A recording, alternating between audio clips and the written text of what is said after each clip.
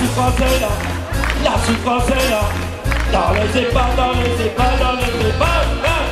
Cette souffrance, cette souffrance-là, est devenue insupportable. La souffrance est là, la souffrance est là. Dans les EHPAD, dans les EHPAD, dans les EHPAD. Cette souffrance. En pleine semaine nationale des personnes âgées, une multitude d'établissements d'hébergement pour personnes âgées dépendantes se sont mis en grève.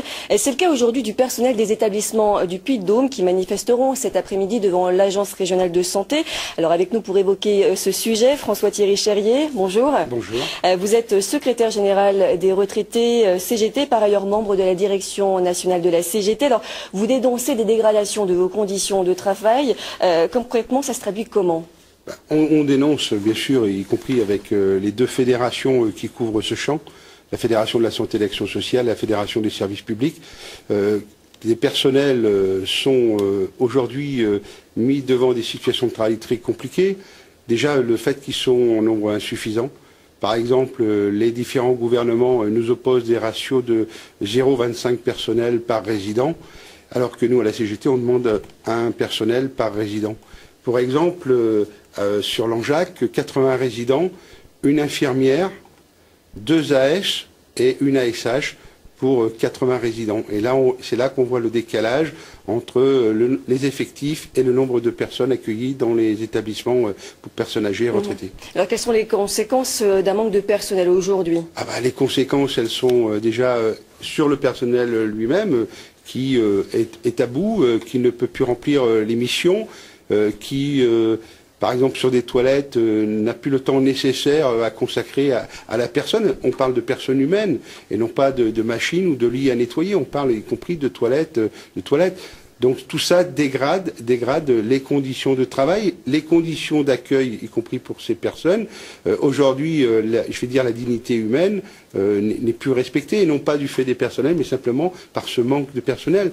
En plus, une grande précarité dans l'emploi.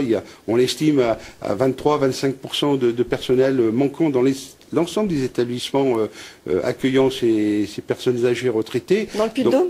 Dans le Puy-de-Dôme, mais dans la région et au niveau national. On a tous les mêmes chiffres, puisque le ratio, c'est un ratio national donné par le ministère. Donc le manque de personnel est criant, la précarité s'est installée. On fait faire des missions qui devraient relever de certaines qualifications et d'emplois stables, statutaires, à des CAE, voire aujourd'hui, on emploie dans certaines maisons de retraite des contractuels, des étudiants. On fait des contrats à des étudiants. Donc un personnel sous-qualifié. Sous-qualifié, mais pas de son fait, du fait du mécanisme qui oppose la création d'emplois à des logiques financières. En quelques mots, vous réclamez quoi aujourd'hui ? On réclame surtout, bien sûr, la question de création d'emplois, de meilleures conditions de travail, une meilleure formation aussi, formation initiale et formation continue, parce que les métiers tournant autour de la personne âgée et des retraités a complètement évolué. Et puis aussi, ces créations qui sont nécessaires. Merci beaucoup en tout cas, François-Thierry Cherrier. Revendications en chanson devant l'ARS. Les personnels des maisons de retraite du secteur public, privé, associatif ou à but lucratif répondaient à l'appel de la CGT.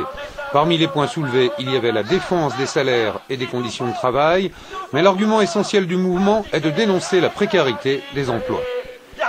Les problèmes d'effectifs, oui, et qui amènent les directions jusqu'à utiliser des agents de sécurité pour faire aide-soignant la nuit dans certaines maisons de retraite.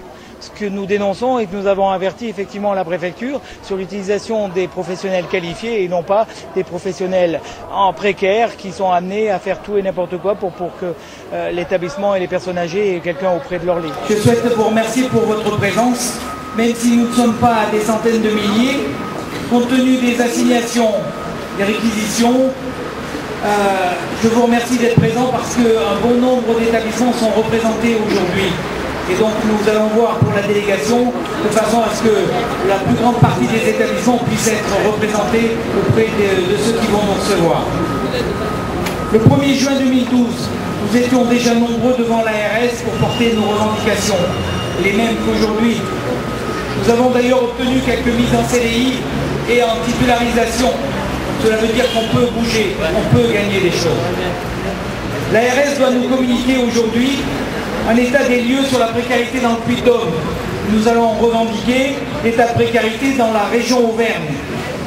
C'est pourquoi la CGT des services publics territoriaux, les territoriaux, parce que les établissements des personnes âgées et dépendantes, ce n'est pas que le service public, c'est aussi le privé, ce n'est pas que l'hospitalisation, c'est aussi les territoriaux, et ce n'est qu'ensemble qu'on pourra faire aboutir nos revendications. Donc la CGT Santé Action Sociale du Puy-de-Dôme, du Cantal, de la Haute-Loire, de l'Allier, la coordination régionale CGT Santé et Action Sociale ont appelé aujourd'hui l'ensemble des salariés, les familles de résidents, de tous les EHPAD, qu'ils soient du public ou du privé associatif ou lucratif, à manifester par la grève et par votre présence à ce deuxième rendez-vous d'aujourd'hui. Les luttes locales ne suffisent plus à se faire entendre pour dénoncer les mauvaises conditions de travail, les mauvaises conditions de soins.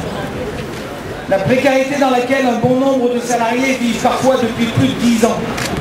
En effet, bon nombre de CAE, CUI, CDD, dans le public comme dans le privé, sont indispensables au fonctionnement basique de nos établissements. Chaque mois, chaque trimestre, ils sont dans la terrible attente du renouvellement ou du non-renouvellement de leur contrat.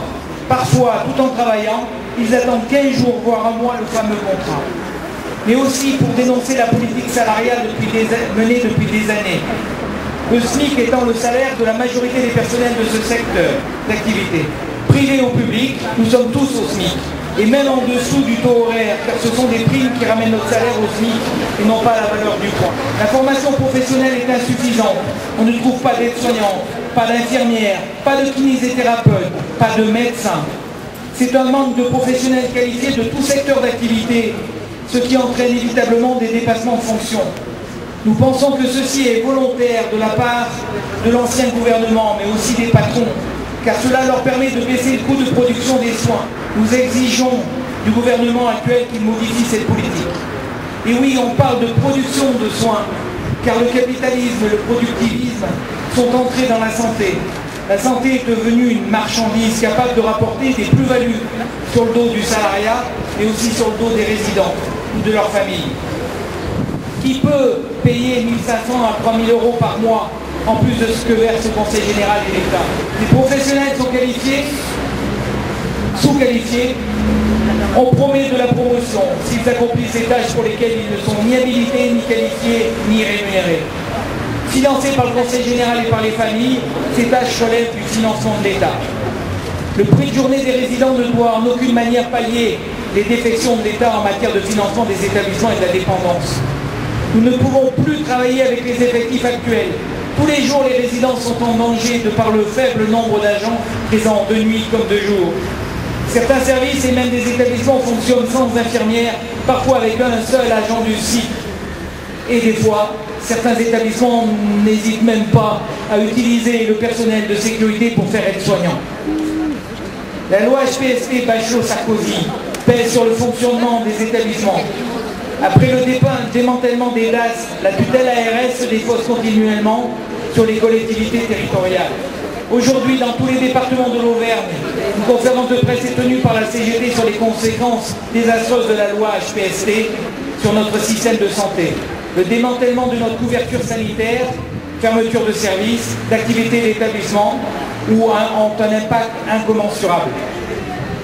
Par exemple, un de nos résidents tombe, direction l'hôpital le plus proche, mais l'hôpital le renvoie par manque de place, manque de lits, manque de médecins, et par conséquent le patient retourne à l'EHPAD, les soins reviennent à la charge de l'établissement d'origine et surtout au personnel qualifié ou non.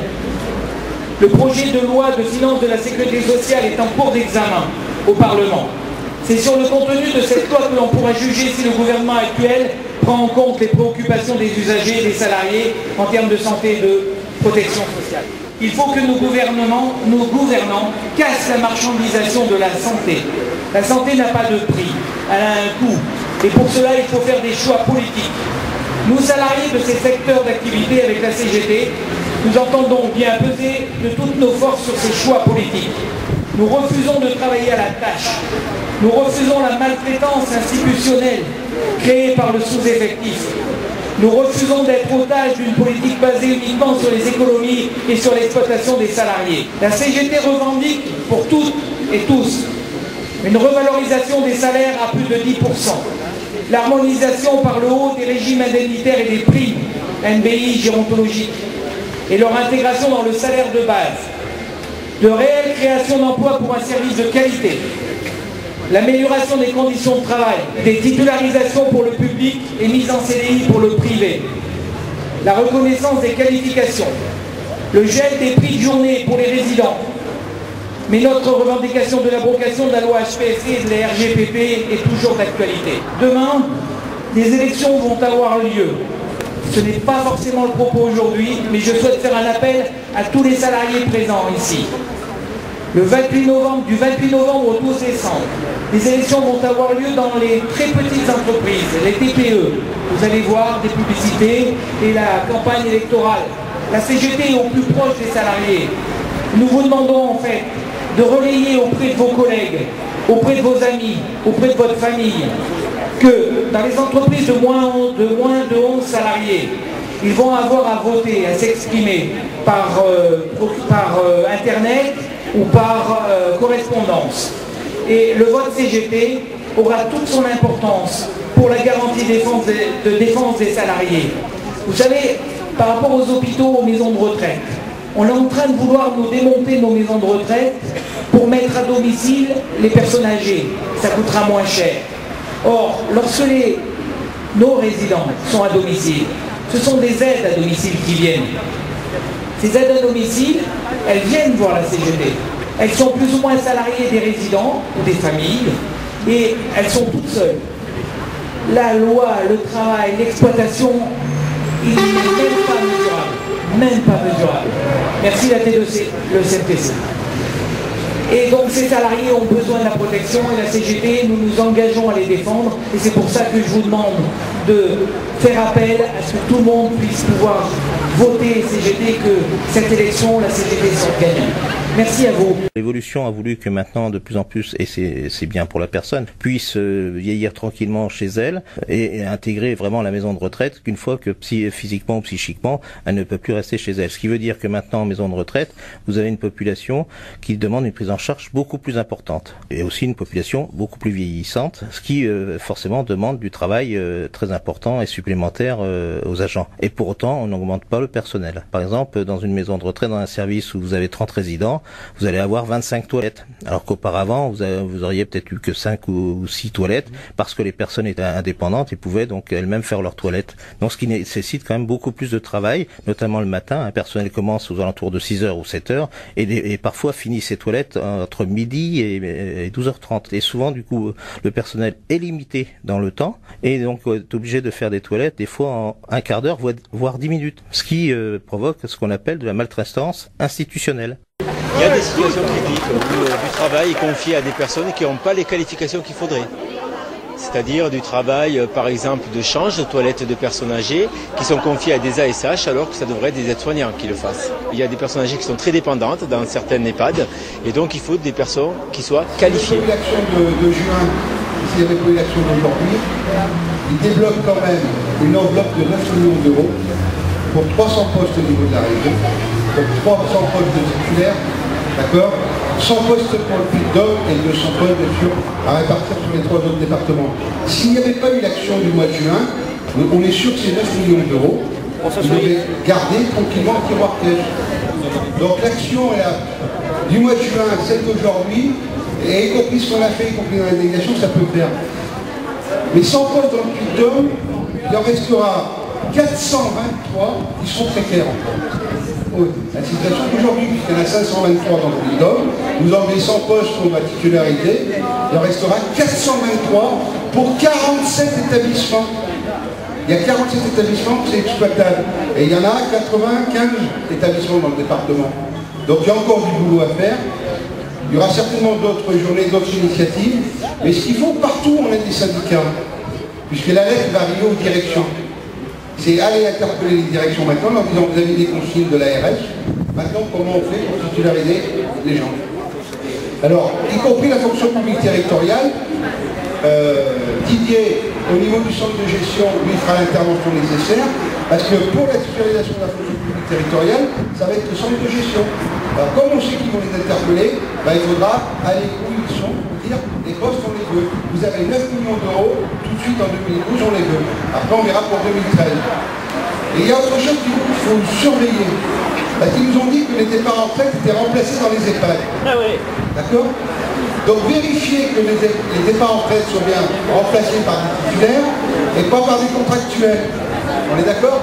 Puisque ça, c'est financé emploi temps plein des retraites. Puisqu'ils nous ont dit, non, le H sur 2, ça ne s'applique pas aux EHPAD.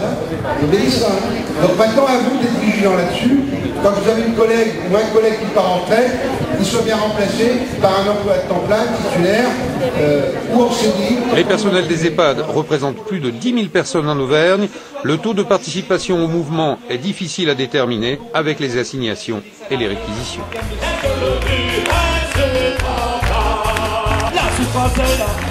La souffrance est là,